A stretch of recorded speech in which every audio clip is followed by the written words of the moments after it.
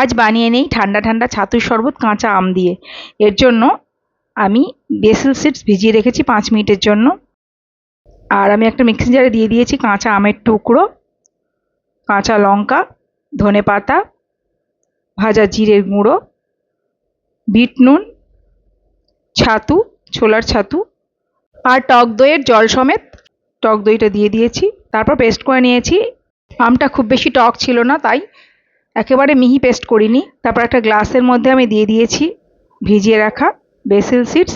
তারপর আমি শরবতটা ঢেলে দিচ্ছি। আমার এই শরবতের মধ্যে অল্প অল্প আমের চাংস রয়ে গেছে, আমের টুকরো একটু একটু রয়ে গেছে। আমার ভালো লাগে মুখে পড়লে, যেহেতু এটা খুব বেশি টক নয়, খুব টক হলে ভালোভাবে পেস্ট করে নেবেন আমটা। ভালোভাবে মিশিয়ে নিলাম। তারপর কয়েক টুকরো বরফ দিয়ে দিয়েছি। আপনারা যদি ঘন পছন্দ না করেন তাহলে আর একটু জল মিশিয়ে নেবেন, ঠান্ডা জল। কাঁচা আম দিয়ে প্রোটিন সমৃদ্ধ ছাতুর শরবত রেডি।